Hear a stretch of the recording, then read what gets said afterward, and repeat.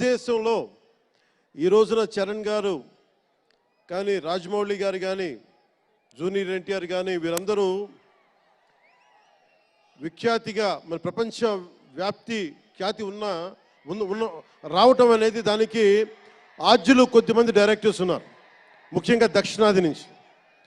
దాంట్లో చాలా కీలకమైన వ్యక్తి శంకర్ గారు ఈ రోజున భారతదేశం మొత్తం తెలుగు చిత్ర పరిశ్రమ వైపు చూస్తుంది అంటే తమిళనాడు నుంచి వచ్చి తెలుగులోకి డబ్బై ఆ సినిమాని తెలుగు ప్రేక్షకులు ఇది తమిళ సినిమా కాదు తెలుగు సినిమా అని చెప్పి గుండెల్లో పెట్టుకొని ఆదరించారు. అంత గొప్ప సినిమాలు తీశారు శంకర్ గారు.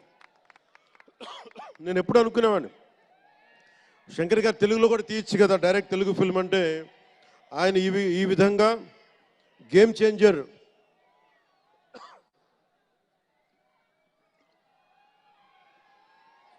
చేంజర్ సినిమాని పూర్తిగా తెలుగులో తీసి మిగతా భాషల్లో డబ్ చేసే క్రమంలో రిలీజ్ చేస్తుంది. మనస్ఫూర్తిగా వారికి నా ధన్యవాదాలు. అలాగే దిల్ రాజు గారు, నేను తొలి ప్రేమ సినిమా అప్పుడు ఆయన డిస్ట్రిబ్యూటర్ అంటే ఏదో ఒక చిన్న పోస్టర్ చూసి ఎక్కడో ఒక మాటిని ఈ సినిమా చాలా సూపర్ డూపర్ హిట్ అవుతుంది ఒక నమ్మకంతో పాపం ఆయన అడ్వాన్స్ ఇచ్చారు. అలా స్టార్ట్ అయిన వ్యక్తి. మేము వకీల్ సాబ్ నా నిర్మాత కూడా అయినా.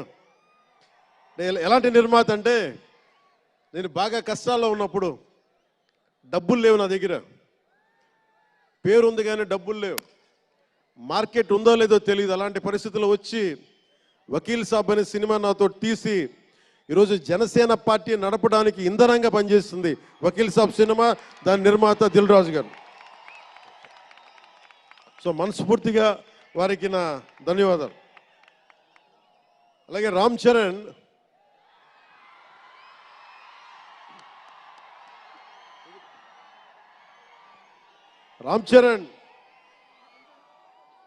అంటే నేను రామ్ చరణ్ ఉన్నప్పుడు నేను పుట్టినప్పుడు నేను ఇంటర్ ఇప్పుడు చదువుతున్నాను. ఇంటర్ చదువుతున్నప్పుడు నాకు అన్నయ్యకి అబ్బాయి పుట్టాడు అని చెప్తే ఇంట్లో నామకరణం చేశారు. నామకరణం చేసినప్పుడు మా నాన్నగారు పెట్టిన పేరు మా ఇంట్లో అందరికీ ఆంజనేయ స్వామి పేరు రావాలి మా ఇంటి దైవం అని. రామ్ చరణ్కి రాముడి చరణాల దగ్గర ఉండేవాడు ఎవడో హనుమంతులు, ఆంజనేయ స్వామి. నిత్యం బలం ఉండి కూడా వినయ విధేయతలతో ఉండే వ్యక్తి ఆంజనేయ స్వామి. అంటే ఎంత ఎదిగినా ఎంత శక్తిమంతుడైనా అడిమాది అష్టసిద్ధులున్నా తన శక్తి తను తెలియకుండా ఎదిగే కొద్దీ ఒదిగుండే ఆంజనేయ స్వామిలాగా ఇతనికి రామ్ చరణ్ అని పేరు పెట్టాలని చెప్పి మా నాన్నగారు ఆలోచన చేసి తనకి రామ్ చరణ్ అని పెట్టారు.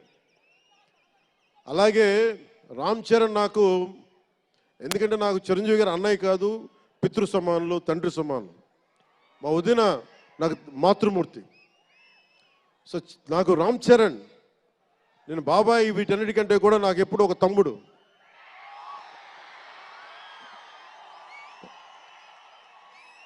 చిన్నప్పుడు బాగా ఏడిపించేవాడిని, నేను ఇంకా బద్ధకంగా ఉండేవాడిని.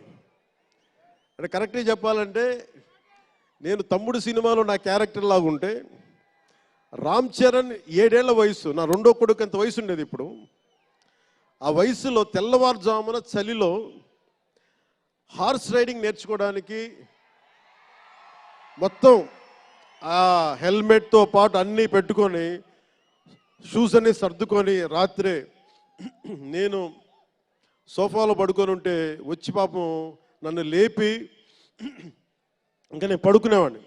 తను రెడీ అయిపోయి నన్ను లేపి ఒకసారి నేను దింపాల్సి వచ్చేది, ఇష్టంతో కాదు తప్పక, లేదు తిడతారు ఇంట్లోనే. అంటే అంత క్రమశిక్షణతో ఉండేవాడు చిన్నప్పటి నుంచి. నాకు రామ్ చరణ్లో నచ్చింది ఏంటంటే ఇంత ప్రతిభ సమర్థత ఉందని ఎప్పుడు తెలియదు ఎవరికి కూడా. ఇంత శక్తి సమర్థత ఉంది ఈ వ్యక్తులు ఎప్పుడు మాకు తెలియలేదు. ఎప్పుడు ఇతను నేను డ్యాన్స్ చేయటం ఎప్పుడు చూడలేదు నా లైఫ్లో, సినిమాలో తప్ప. ఇంక సినిమాలో మాకు వ్యక్తిగత జీవితం నేను ఎప్పుడు చూడలే. అసలు మ్యూజిక్ వేస్తే కాలు కూడా ఆడించడు, కానీ అంత అద్భుతమైన డాన్సర్. అలాగే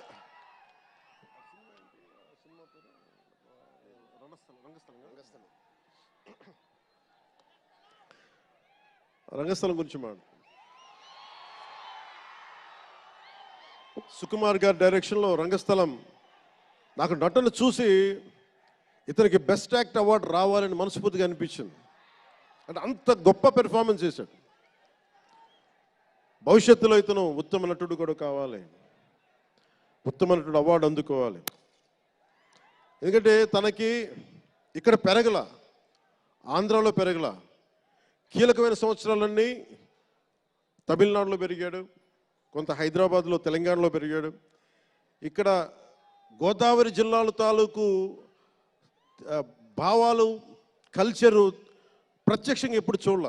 అవన్నీ తెలియకుండా ఆ క్యారెక్టర్లో ఇమిడిపోయి కొన్ని తరాలుగా గోదావరి తీర ప్రాంతంలో పుట్టిన వ్యక్తిగత యాక్ట్ చేసిన విధానం చూస్తే నాకు అమితంగా నాకు నచ్చింది.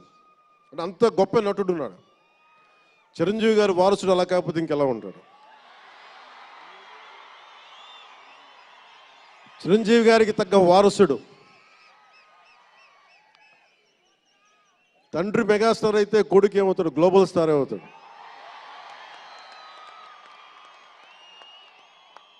అంటే చిరంజీవి గారిని ఎందుకు అంటే ఎక్కడ గుర్తు పెట్టుకోవాలంటే, అంటే నాకు మా అన్నయ్య అంటే ఎందుకు గౌరవం, మొన్న కూడా ఇంట్లో